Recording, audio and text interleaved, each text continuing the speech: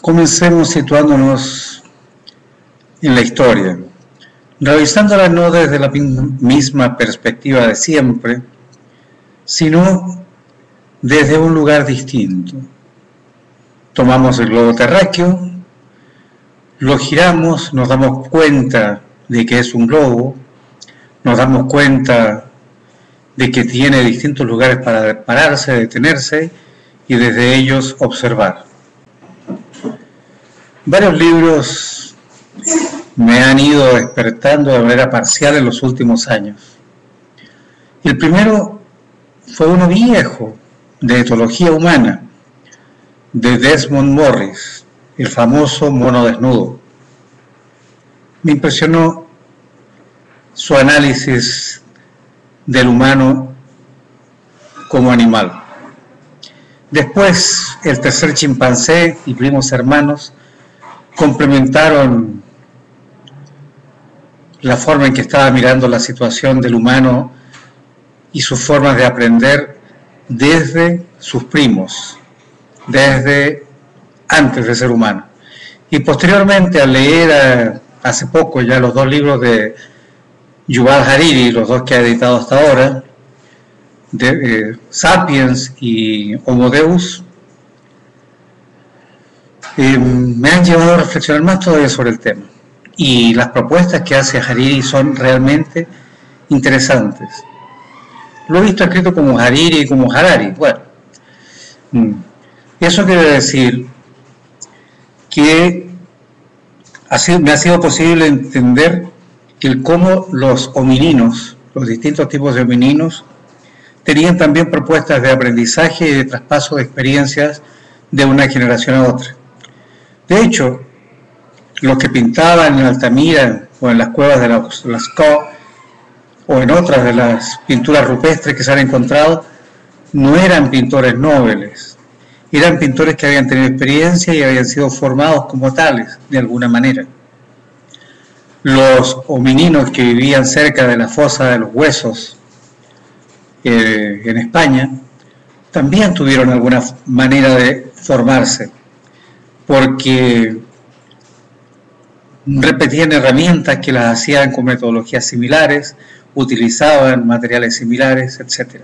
Entonces, hace 100.000 años, 50.000 años, existía alguna forma de traspasar el conocimiento de una generación a otra, lo que ahora llamamos educación.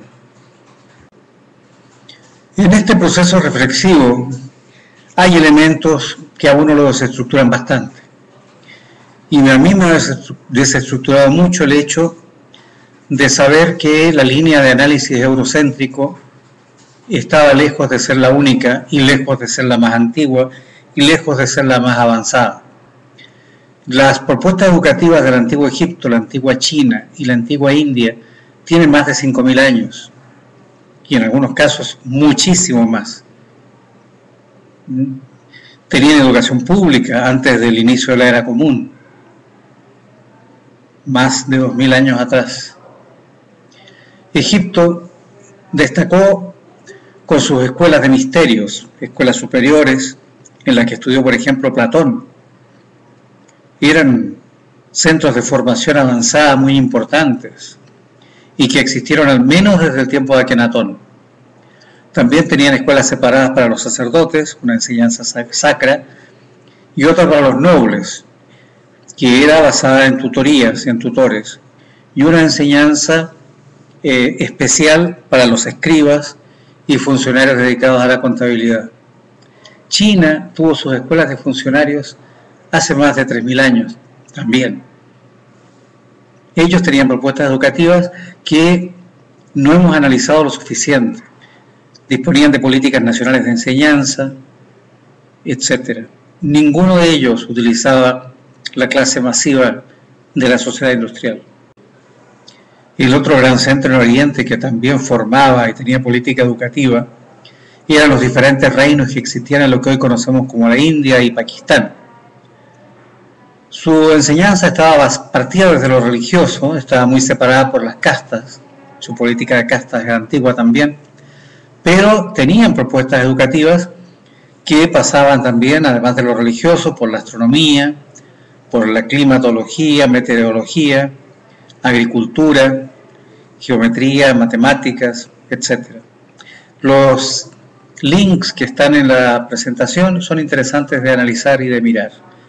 Muestran el enorme avance que había conseguido la civilización hindú o las civilizaciones hindúes antes de su contacto con Occidente.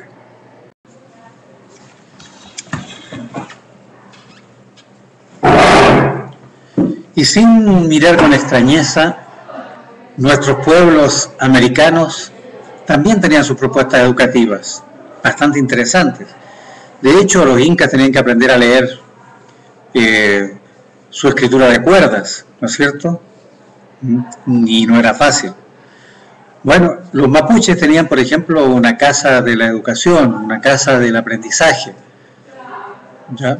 Era un tema interesante, era el lugar donde podían ir a estudiar, a aprender. Estaba el Caipuyi, estaba la Yaxayhuasi. Cada cultura americana original tenía su propia propuesta educativa y eran bastante intensas. De hecho, la cultura maya, la cultura inca y la cultura mexica disponían de centros de enseñanza de matemáticas, de astronomía y de historia y de literatura.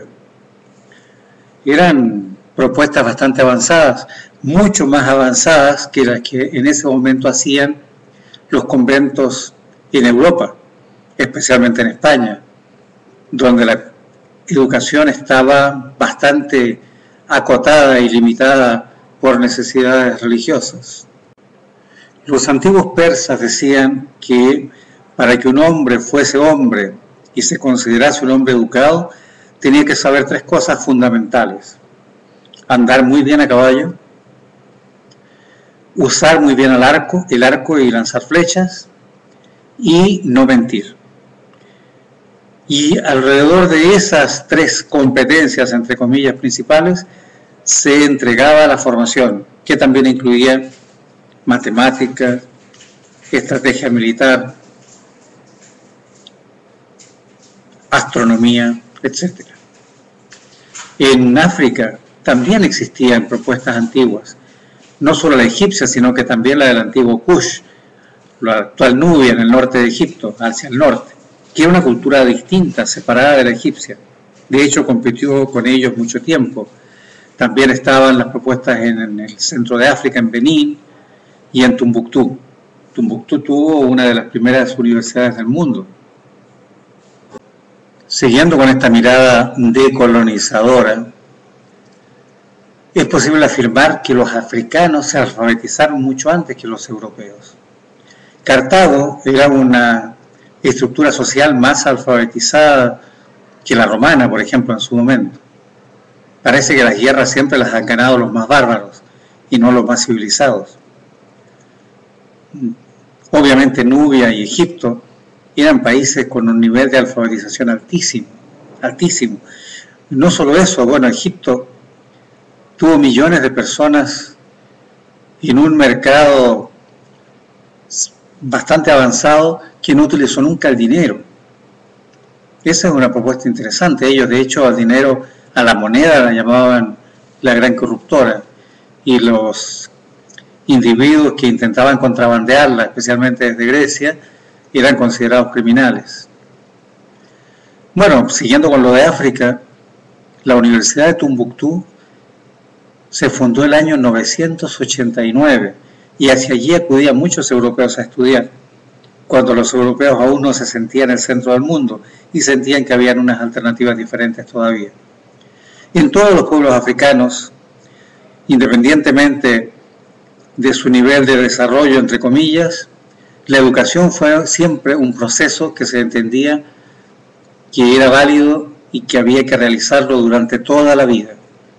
Esa era una premisa, y además que la educación era un compromiso de la comunidad, no solamente de un tutor, de un hechicero, de un sacerdote, ya era una necesidad de toda la comunidad que necesitaba que cada uno de sus miembros esté adecuadamente formado.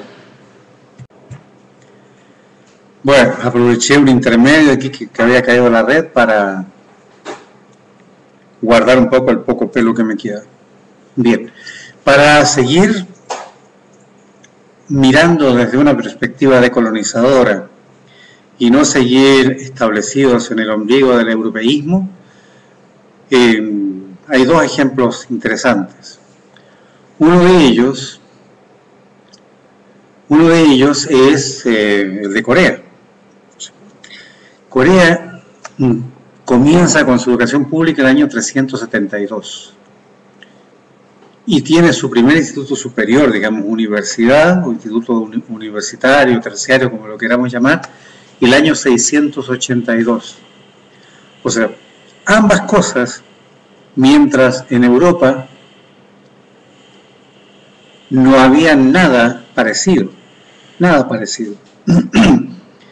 ni la Roma imperial, el Imperio Romano Occidental, había desarrollado algún tipo de educación de ese tipo, siempre fue tutorial. Y en la Europa de la Baja Edad Media era tutorial para los nobles, reyes, pero también a un nivel muy básico, muchos reyes ni siquiera sabían escribir. Y el caso de Alfonso X el Sabio era un caso bastante especial. Entonces es importante que analicemos cuáles eran las propuestas educativas por las que ya pasaron otros pueblos que tienen más años de antigüedad en sus pautas educativas. Ello nos ayudará a pensar y rever nuestras propuestas. Y ya teniendo la claridad de que nunca hemos sido pioneros como occidentales de las propuestas educativas ni de la educación en general, aquí va la gota que rebasa el vaso. Los chinos, en sus distintos reinos, el año 600, antes de la Era Común, instituyen los exámenes nacionales, distintos tipos de exámenes nacionales con distintos objetivos, o sea, tenían políticas educativas nacionales, propuestas educativas nacionales. Se discutían acerca de la flexibilidad y la rigidez de los procesos educativos y de la forma en que se realizaban los exámenes. El año 2000, antes de la Era Común, los reinos chinos instalan su sistema público de escuelas y en el año 1000, antes de la Era Común, ya disponían de una adecuada educación superior. O sea, tenían institutos de educación superior. El año 1000, o sea, 3000 años atrás. Y 4000 años atrás, más de 4000 años atrás, instituyen los exámenes nacionales. ¿Tendrán algo que decir los chinos con respecto a educación? Creo que tienen que decir bastante más que nosotros. Ellos en la actualidad utilizan las propuestas maduradas y remaduradas de la escuela rusa, derivada de la escuela soviética, fuertemente influenciada por los distintos pensadores de mediados del siglo XX, ¿ya? Como Vygotsky, como Makarenko. Interesante. Veamos distintas posturas para poder pensar de manera abierta acerca de la evolución de la educación. Muchas culturas vivieron fuertemente influidas por sus creencias religiosas y su educación derivada de ello, especialmente las relacionadas con las religiones del libro, ¿no es cierto? Judíos, cristianos y musulmanes. Las escuelas, las madrasas musulmanas eran la forma masiva de educar a los musulmanes, independientemente de que después tuviesen sus universidades como la de Isfahan, etc. Los judíos también, con sus yeshivas, eran escuelas fundamentalmente religiosas de manera inicial y para otros temas también los enseñaba el rabino, teniendo cuidado de que ninguna enseñanza traspasara la enseñanza religiosa ortodoxa. Habían otros profesores, especialmente en el caso judío, que eran las las escuelas cabalistas y en el caso de los musulmanes las escuelas sufíes, que tenían algo más de mundo, eran más abiertas. Las escuelas cristianas eran fundamentalmente conventuales y eso permitió mantener cerrados los procesos de aprendizaje en Europa hasta el Renacimiento. Las escuelas mistéricas egipcias derivaron posteriormente hacia Occidente en algunas escuelas iniciáticas. Roma y Grecia siempre se mantuvieron con un tipo de escuela que llegaba a la clase media, que realmente no era en escuela, sino que era en la casa de un profesor, recibía una docena de estudiantes y les iba enseñando de manera prácticamente individual o en grupos pequeñitos lo que en ese momento se consideraba importante.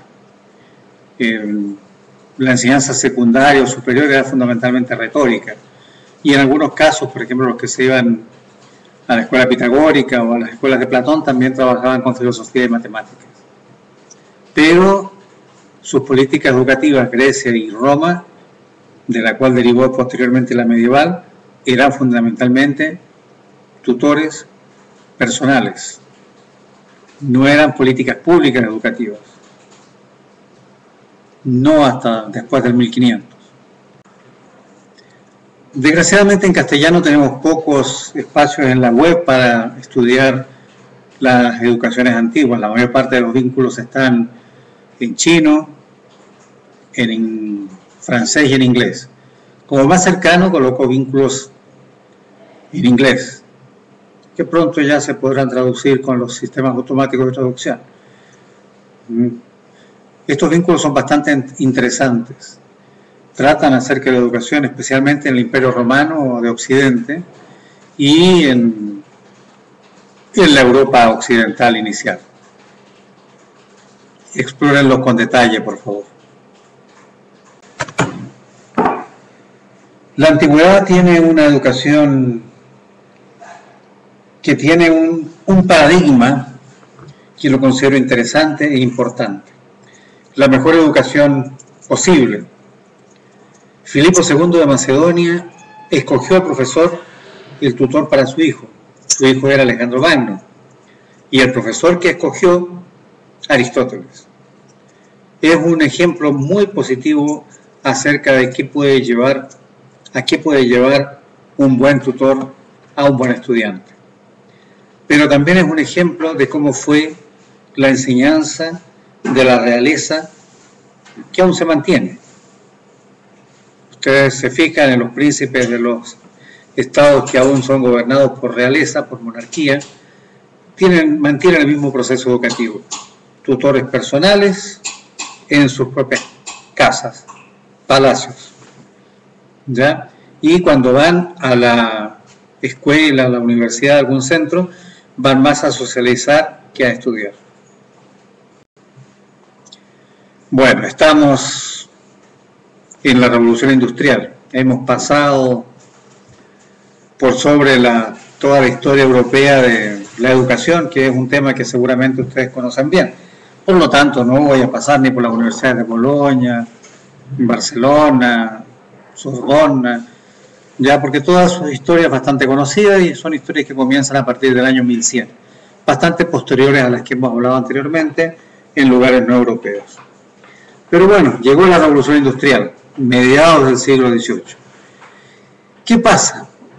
La gente migra del campo a la ciudad con muchas esperanzas, llega a la ciudad y se encuentra con que hay fábricas donde trabajar o que cerca de la ciudad existen minas también donde trabajar. ¿Cuál es la jornada laboral? 12 horas por día. ¿Cuántos días a la semana? 7. Se trabajaba 7 días a la semana, 12 horas diarias.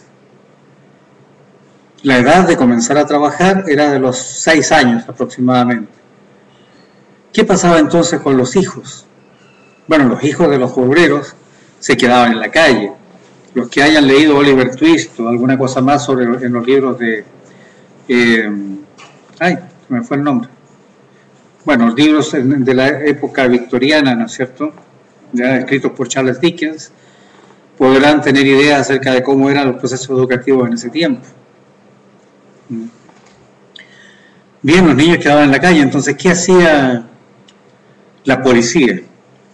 los juntaba y los metían en galpones o en casas vacías, que eran primero espacios de guardarlos solamente, los guardaban mientras los padres no estaban. Y después decidieron empezar a formarlos. Y el tema era formarlos en que sean obedientes, que sean disciplinados, que eran las características fundamentales para el trabajo de ese tiempo. Cuando los niños ya cumplían 6 años, eran considerados útiles para la sociedad y eran enviados a trabajar ya sea en los telares, separando los hilos de los telares, o en las minas, ya sea en los socavones más profundos y más estrechos, o tirando carritos. Muchos de estos niños terminaban obviamente ciegos, pues no salían a la luz del día en 20 años, salían prácticamente a morir. Y los que estaban trabajando en los telares se enfermaban de silicosis, distintas enfermedades pulmonares. Esta era una formación orientada al trabajo, la que en algún momento puede ser muy peligrosa. Bueno, esta educación de la sociedad industrial es la que se mantiene todavía. Esta es la propuesta educativa con la que estamos viviendo y conviviendo ahora y que intentamos reformar cuando es difícilmente reformable y realmente necesario que salgan nuevas propuestas, como ha hecho Nueva Zelanda, como ha hecho San Luis en Argentina. La educación que pervive es esta educación orientada hacia el trabajo, que muchas veces se habla de las competencias, pero desde el sentido de competir y no del sentido del compete. La educación de la sociedad industrial tiene una característica fundamental, y esa es que está hecha según el rol esperado en la sociedad del estudiante. Los que van a ser obreros, educación de obreros. Los que van a ser funcionarios, clase media, educación de clase media. Los que van a ser líderes, educación de líderes en colegios para líderes. Analícelo, mírelo. En general el profesor es solamente un obrero capataz que tiene que hacer funcionar la máquina productiva que genera y va produciendo estudiantes estandarizados, con un conocimiento estandarizado. Se salvan de este modelo algunas propuestas educativas religiosas, como la de los jesuitas. Bien, siguiendo en esta época industrial que está terminando, hay dos elementos característicos: la clase frontal y la pizarra. La pizarra, que parece tan antigua, realmente surge a mediados del siglo XIX, más bien en la segunda mitad. ¿Ya? No era un elemento muy utilizado antiguamente, aunque hay antecedentes previos, pero de usos locales, muy localizados. La pizarra reemplazó a lo que podríamos decir el notebook. El notebook era una tablilla de encerado en que el profesor le iba dando deberes a un estudiante o a un grupo de estudiantes. Esto era algo habitual, o sea, la clase anterior hasta la Revolución Francesa, según lo que planteaba Jean Joseph Jacotot, era muy personalizada. ¿Ya? Interesante. Me gusta, recomiendo leer a Jacotot y a leer El Maestro Ignorante, que es un libro sobre él. Bueno, la pizarra fue ideal para la Revolución Industrial, permitía estandarizar el proceso educativo y aumentar la cantidad de productos a ser generados. Era lo que la sociedad industrial estaba esperando. Pensamos entonces desde la historia, la educación desde la historia, la educación desde los sucesivos contextos que hemos vivido. Siempre, desde que somos homininos y desde que somos prehomininos y desde que hemos sido menos que prehomininos, los humanos o prehumanos siempre hemos necesitado traspasar el conocimiento de una generación a otra, para que además la generación siguiente vaya creciendo. Esa ha sido una de nuestras características como especie, hacer crecer el conocimiento de una generación a otra. Los coetáneos fortalecen, la generación siguiente mejora. ¿Ya? La actividad humana de enseñar es al mismo tiempo la más compleja, la más conflictiva, porque es ideológica y es política. Siempre un proceso educativo conlleva adoctrinamiento, siempre. Es imposible que no lo lleve. Lleva la ideología del que está enseñando o del gobierno que ha dicho qué es lo que se tiene que enseñar y cómo se tiene que decir. El énfasis de las enseñanzas lo determina. Como el énfasis, por ejemplo, que se está dando en muchos países ahora al quitar ciencias sociales de los procesos formativos. Una cosa bastante absurda porque, como vemos, los trabajos técnicos irán disminuyendo rápidamente en pocos años y las competencias y capacidades técnicas que se van enseñando y los saberes técnicos son cada vez menos importantes. El objetivo de la educación muchas veces ha sido colonizar, generar unidad nacional, aplastar, homogeneizar. La mayor parte del tiempo no ha sido educar en el sentido que le damos hoy, que es relacionado al desarrollo de las personas, a que los individuos puedan desarrollarse, a que levanten su imaginario, a que se puedan proyectar a largo plazo. Y un elemento que ojalá pudiésemos romper ahora es la separación de las educaciones propuestas por segmentos sociales. Es tan antigua como la civilización europea. Las otras civilizaciones no separaban tanto. Sería interesante que ahora, al disponer de todo el conocimiento de las redes, podamos hacer propuestas que ayuden a que todos tengamos la posibilidad de escoger aprender o no aprender lo que queramos aprender. Gracias, nos vemos en el próximo video de este curso.